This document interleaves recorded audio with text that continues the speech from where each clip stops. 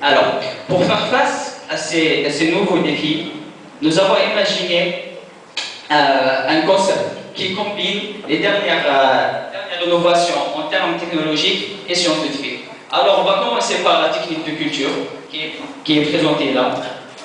Cette technique s'appelle l'ultraponie. Alors, c'est quoi l'ultraponie? L'ultraponie est une technique de culture hors sol. Voilà. Les racines sont cultivées directement dans l'arbre, comme vous pouvez le remarquer. Alors, ces racines sont alimentées par un brouillard de solution nutritive.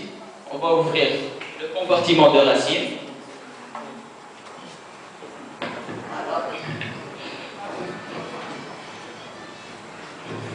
Comme vous pouvez le remarquer, on a un petit appareil juste là, qui est un brumatisateur, qui sert à transformer la solution nutritive en un brouillard très fin, directement assimilable par les racines.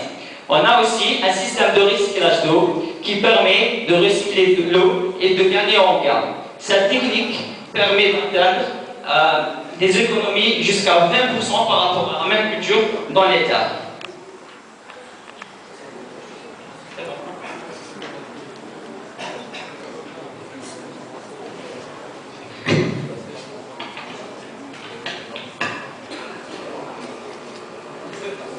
S'il vous plaît. Alors, cette technique a plusieurs avantages. En somme, elle permet d'avoir la possibilité de cultiver où on veut, que ce soit des herbes, vignes, terrasses, en horizontal ou en vertical, quand on veut, été, printemps, hiver, automne, quel que soit le type de culture, et même faire plusieurs récoltes par an. Cette technique est souvent utilisée dans des serres. Le cœur de notre application est de doter cette serre d'une intelligence, d'une autonomie de fonctionnement. Imaginons une sirène qui veut se lancer dans un projet d'agriculture. Une sirène a peu de connaissances dans le domaine agricole. Elle cherche un moyen simple et efficace pour réaliser ce projet. Un mille va se charger de lui expliquer la solution rapide. Bon, alors on va voir à peu près ce qu'est la solution Papillon. Globalement, c'est 3 sections. On va commencer par la première section qui représente la librairie des plantes. Comme vous pouvez le voir, l'interface est très intuitive et on peut assez facilement trouver n'importe quel plan afin d'accéder aux données de cette dernière et surtout de lancer la culture.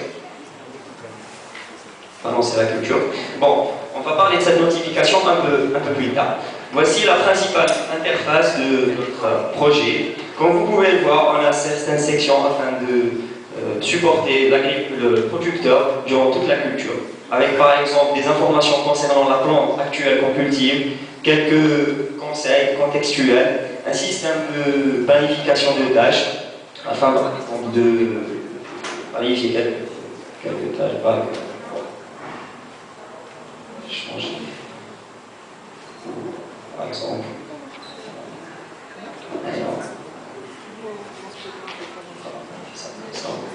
Mais ce qui nous intéresse le plus dans cette interface, c'est ces valeurs en bas qui représentent les variables que notre application est en train de mesurer. Parmi ces variables, on a quelques capteurs qui en fait sont directement branchés vers l'application et mettent à jour automatiquement leurs valeurs. Et on a aussi d'autres capteurs avec lesquels on peut notifier immédiatement, manuellement, la nouvelle valeur.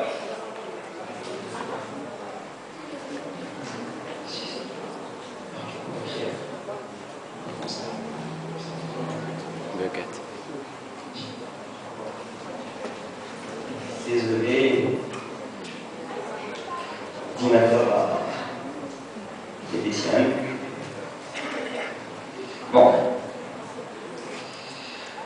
Pourquoi cette séparation? En fait, c'est pour pouvoir toucher le maximum de serres possible. Parce que c'est pas tout le monde qui peut s'offrir des capteurs pour automatiser toute la solution. Donc, on a pensé dès le départ à donner la chance aux agriculteurs pour qu'ils intègrent soit directement des capteurs, soit manuellement et ils entrent directement les valeurs. Bon, ces valeurs sont comparées à un climat de référence qui est téléchargé automatiquement par notre application et cette dernière essaie de le maintenir. Par exemple, normalement, si je fais ça,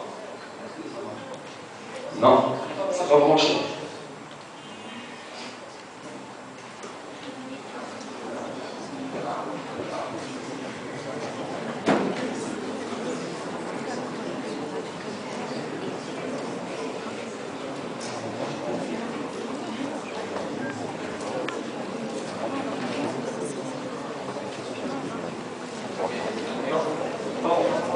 Un petit problème. Non, normalement la lampe devrait s'allumer. Mais bon, on a quand même la notification que l'utilisateur puisse directement réguler la variable qui pose vraiment problème. Bon. Bon. Alors, si on a très bien compris, le climat à maintenir est automatique. Est-ce qu'on a la possibilité de le changer? Est-ce que j'ai la possibilité de le changer moi-même? C'est trop chaud et apparemment le climat n'est pas idéal complètement ici. Bon, en fait on a un indicateur de climat qui permet de façon très simple de montrer les variables, de montrer les données qu'on veut maintenir de façon extrêmement simple, comme vous pouvez le voir.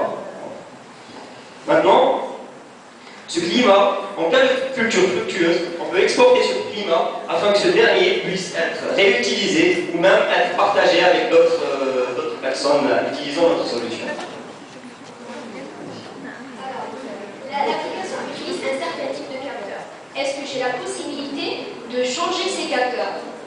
Effectivement, dès le départ, nous avons pensé notre solution pour qu'elle puisse être utilisable avec n'importe quel type de matériel, n'importe quel type de serre. Donc, on a quelques outils afin d'intégrer directement n'importe quel matériel. Par exemple, on va essayer d'intégrer deux capteurs fictifs, l'un mesurant CO2, le deuxième mesurant l'oxygène.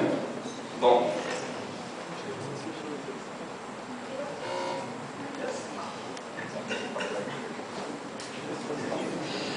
Je vais essayer d'être assez rapide.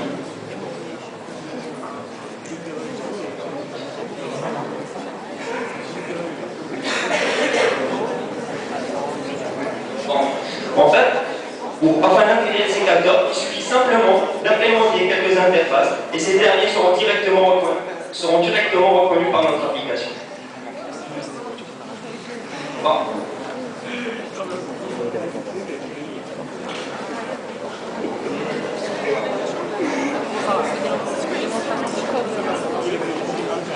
Ok. Bon. On va essayer de le voir directement.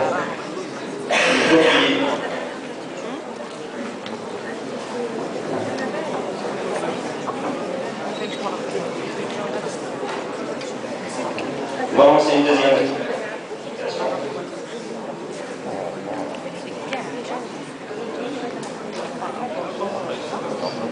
Comme vous pouvez le voir, on a directement le premier capteur qui donne des valeurs aléatoires et le deuxième qu'on peut implémenter. À la fin, quand on finit une culture, l'agriculteur peut choisir de partager les données d'expérience récoltées par la serre afin d'affiner nos paramètres. À la fin de chaque culture, l'utilisateur se va afficher un formulaire. Dans ce formulaire, on a un ensemble de champs qui correspondent chacun à un indicateur de qualité du légume qui vient de cultiver. Ce formulaire est accompagné d'une page qui explique et montre les outils à utiliser la méthode pour réaliser les mesures. Donc ces mesures, en complément des données enregistrées par l'application concernant la culture, sont centralisées dans une base de données pour alimenter un entrepôt de données, donc qui va nous permettre d'analyser cette grande masse. Donc ce qu'il faut savoir, c'est que la teneur des composés de la plupart des fruits et légumes varie sensiblement en fonction des conditions de culture. Donc à travers cette grande masse de données, on pourra identifier les corrélations entre les facteurs de la culture et la teneur de ces composés-là. Mais aussi à travers des démarches comparatives, identifier les conditions les plus optimales à une plante donnée. Ces informations-là seront ensuite partagées via le web et téléchargées dans l'application via des mises à jour pour mettre à jour les données, les climats qui devront maintenir pour la plante en question. Alors, pour implémenter notre application,